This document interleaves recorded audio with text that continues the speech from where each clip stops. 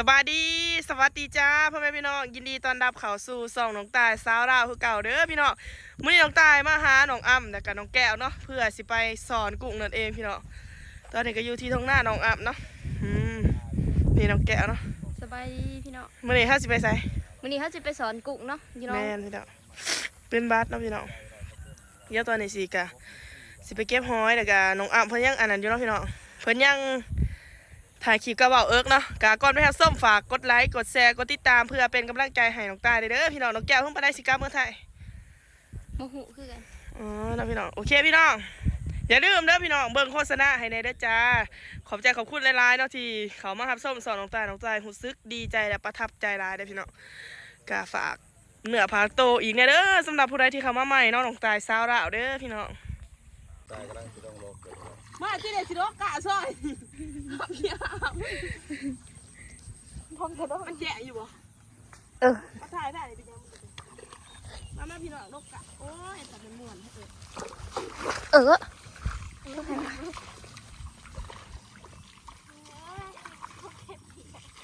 มาโหมาซอยเบิดนี่ตายต้องเป็นโอกาสได้ย่างบ้านอยู่ว่ามันสิได้เอามาซอยเป็นยังจะถือซ้อมไทยนึงดอก2 มื้อ4 มื้อ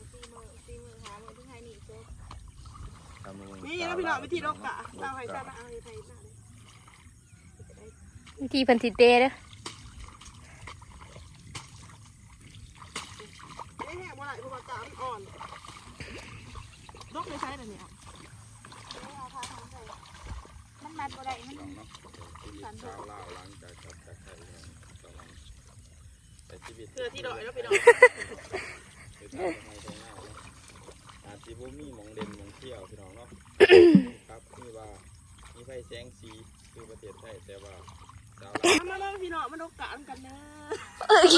มึงว่าต้องตัดออกเด้อตัดออกนี่เช้าให้เช้าหน้าเอาเห็ดลกกะ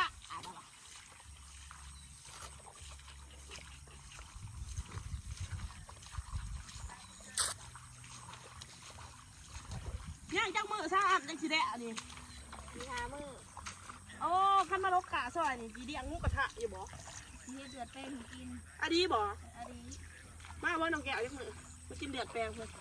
มาลกซอยตอนเช้าตอนนี้ห้องเลยกินเดือดแป้งห้องอะ5 ขวดโกด้วยวันนี้คุ้มแน่จะตัว3 แสนนะแล้วพี่น้องลกแล้วก็มาเตะลกแล้วก็มาเตะเฮ็ดวันไปวันมาจนมันได้แล้วก็เขากะพี่ดำลกผู้เดียวมันนี่ได้อันนั้นท่อดิแต่ละมือนี่ได้บ่แต่ละโอ้โหคือการลกมือเด็กเลยนั่นอาจจะมีแต่ลก3พี่ดำเลยเป็นเงินดีมาพี่น้องมาลกกะกันเด้อ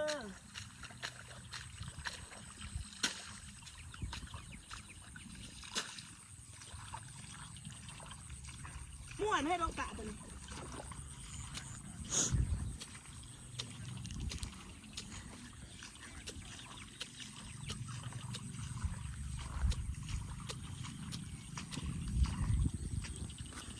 บ่หอนบ่กลนปินกลเสลดม่วนแล้วจะได้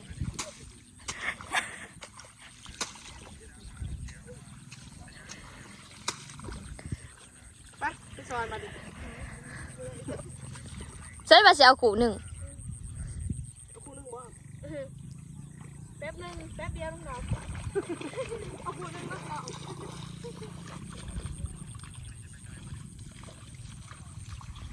ลูกม่วนอันนี้กะเนี่ยมาแล้วนี่โอ้ยเสียดเถาะเลยชักขนาดบุรีกู้ดูแบบ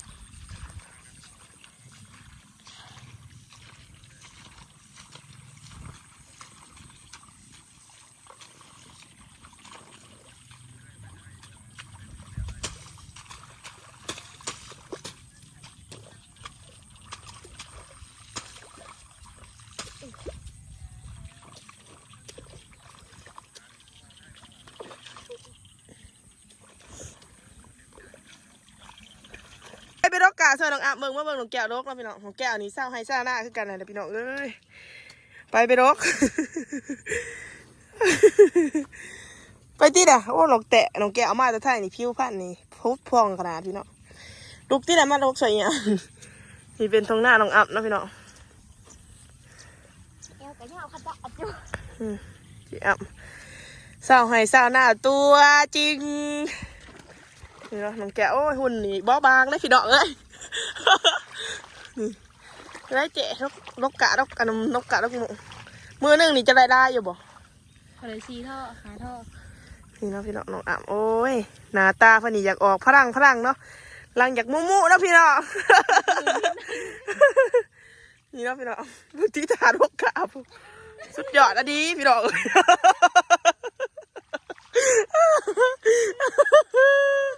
นี่ได้พี่น้องทานกกาสุดยอดอะดีเนาะ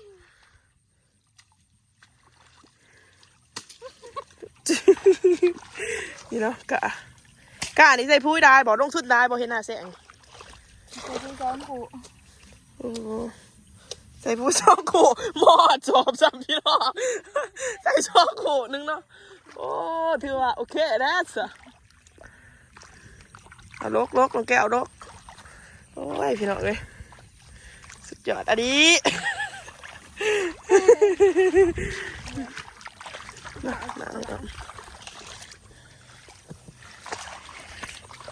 โอ้น้องอับนี่คือว่าลกไว้ขนาดได้พี่น้องว่าอาชีพเศร้าให้เศร้าหน้าเด้เพิ่นก็ยังโสดได้พี่น้องอยากมีคู่ชีวิตอยู่เพิ่นก็อยากได้ผู้บ่าวไทยเพิ่นน่ะมันจักสิสบายแน่สบายแน่ได้เฮ็ดงานบ่ได้ตากแดดพี่น้องถึงสิเฮ็ดงานเมื่อยแต่มันบ่ได้ตากแดดหั้นนะบางที่ได้ผัวดีแน่เพิ่นบ่ให้เฮ็ดงานซ้ำได้น้องอับเลยไผอยากรู้แด้บ่พี่น้อง อยากได้อยู่ว่าผู้บ่าวไทยไปอยู่ไทยนี่บอกได้ว่างามนี่เห็นบ่น้องแก้วมาแต่ไทยใหม่ๆโอ้ยผิวฟันพองบ่ได้ดำคือเฮาได้อยู่บ้านอยู่เมื่อนี่นะพี่น้องไก่สิได้กูนึงแล้วอ่ะเพิ่นก็ดีใจเลยเนาะ ดีใจแล้วเว้ย ดีใจแล้วคอยเพิ่นว่าโอ้ยน้องแก้วเพิ่นก็จ้อยนะพี่น้องบ่บาง ตรงอีแอนมันเดินเอว บ่โชว์ก็ยังเดิงป้าเธอน้องแก้วนี่สุดยอดดี ขนาดผสมอีแอนนะ ของอีตายเชื่อมนั้นบ่ได้สองตัว สองคนนะ ลกใส่กระคุไว้นี่เนาะน้องอ่ะมันก็ลกใส่กระคุแบบนี้เนาะบ่าวเอิ๊กนะพี่น้องเพิ่นมาเผาเนาะ สบายดีนะพี่น้อง บ่าวเอิ๊กจะเคยไปทำงานอยู่แผ่นดินไทยจะอยากอันนั้นบ่าวจังไดกับคนไทย โอ้พี่น้องเนาะเดียววันนี้ผมจะมาคำตอบเลยพี่น้องเนาะตั้งแต่ถามมาคำถามยังก่อนอย่า หูซึกจะได้ไปทำงานอยู่แผ่นดินไทย โอ้หูซึกจังไรเนาะที่ใดไปทำงานอยู่ปีเดนเท่ แผ่นดินไทย บอกเลยด้วยว่าหูซึกขอบคุณเนาะพี่น้องเนาะ อืม หูซึกขอบคุณแผ่นดินไทยหูซึกขอบคุณคนไทยพี่น้องเนาะ อืม ที่ให้งานถ้ำที่ให้อยู่อาศัยพี่ แม่ น้อง แม่แม่ คนไทยนี่เป็นคนที่นี่น้ำใจพี่น้อง อืม นี่น้ำใจที่แนวไร บางคนอีปากได้แต่ใจดีขนาดได้พี่น้องน้องตาเคยเห็นน้องบอกเนาะ เนี่ย อยากไปอีกอยู่ว่ามีโอกาส อยากไปอีกพี่น้องเนาะตอบเลยอย่าง100%เลยว่าอยากไปประเทศไทยมากๆพี่น้อง โอ้ เนาะ พี่น้องเอาบ่อย่าพาเงี้ยงบ่ อยากพากยังบ่ถ้าถามมาอยากพากยังบ่ก็อยากให้พากช่อง YouTube พี่น้องเนาะหาติดตามในเด้อพี่น้องช่อง YouTube บอกกล่าวไต่ตอนนี้กำลัง9,000พี่น้องเนาะ9,000ผู้ติดตาม เอาพี่น้องนี่เลยเนาะพี่น้องทงไฮทงหน้าน้องอ่ำไปจะได้บรรยากาศดีป่ะพี่น้องดีเห็นแน่ เบาเองตอบเองพอดีแต่ตะเวนนั่นนี่เขาสิไปสอนเนาะนี่ก็คือกะเป็นโรคแล้วเนาะน้องแก้วมันกับโรคซอยน้องอ่ำจน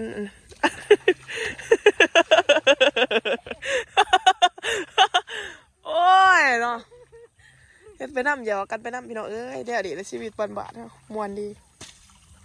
นี่เนาะ กูมันเตะกูบอกว่า โอ้ถ้าน่ะก็สิเป็นเสียไหมฮะเนาะพี่น้องเนาะเฮ็ดหน้าแซงเป็นธุรกิจได้ ยังไม่เข้าใจนี่เนาะพี่น้องโอ้เฮ็ดหน้าเต็มทงไงทงหน้าเด้อไอ้พิธนาเพิ่นนี่เขียวหมู่บ่ได้เฮ็ดเบิดเพิ่นก็ได้เฮ็ดเบิดทงพี่น้องเฮ็ดแต่ได้นี่โอ้ยบ่ได้เรื่องนี่เขาของอ้ำนี่เพิ่นสีดำแน่3แน่เนาะพี่น้องเนาะ อันนี้เป็น3เขาบ้านโอ้เห็ดหน้าแสงเด้อเจี๊ยบนี่ช่วงนี้เป็นเขาบ้านน้ำนี่มันก็โอเคอยู่วันหน้ามันเพาะดิเห็นไหม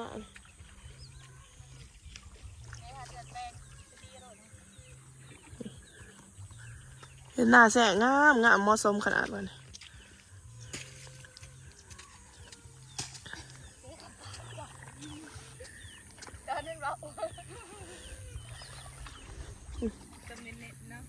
โอ้หนุกกันเลย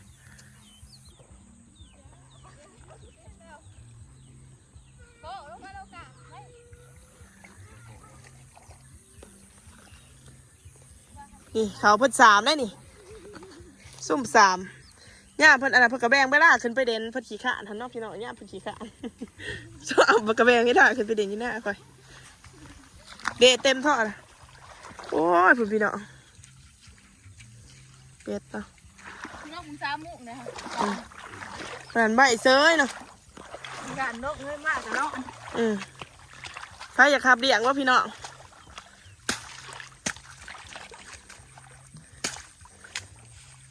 เฟซบุ๊กซื้อจะได้เฟซบุ๊กจ้ะ ภาษาอังกฤษอ่ำดวงกันยา ฮะ อ่ำดวงกันยาภาษา อ้ำหลวงกัญญาเป็นภาษาอังกฤษเด้อพี่น้องใครอยากติดต่อเพิ่นเนาะ2 ทางติดต่อภาษาซะแก้วแล้วบ่น้องแก้วเต็มเลยเนาะพี่น้องไปบัดนี้น้องอ้ำดีใจเลยนะบัดนี้ เต็มก็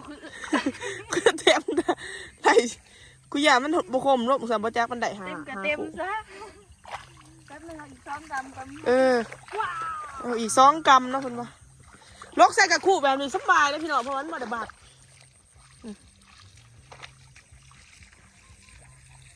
วิถีชีวิตลาวของเราไปน้องแก้วไปเตรียมตัวลงสอนกันเนาะพี่น้องไปเอาหน้าแสง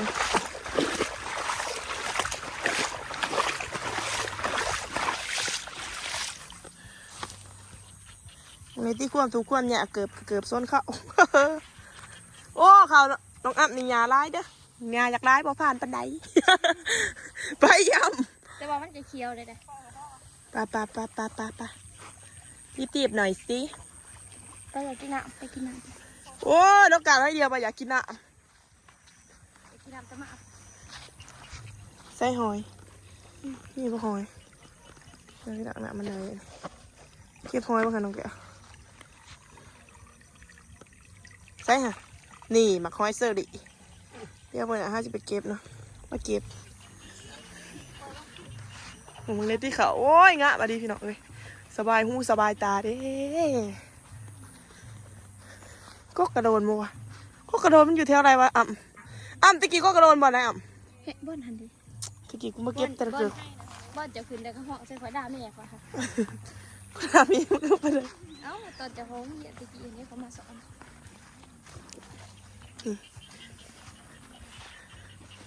เอายวกม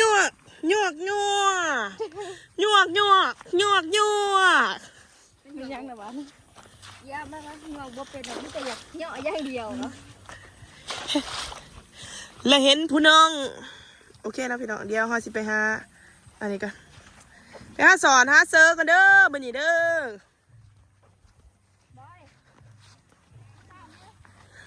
ยวกโอ้ยมึงเนี่ยหัวขี่ขันขากสะโพกขี่ขันขากลายไอ้เถนได้น้องไปอนาคตนี่กันนะนี่เนาะพี่น้องบรรยากาศเที่ยงน้องอ่ะ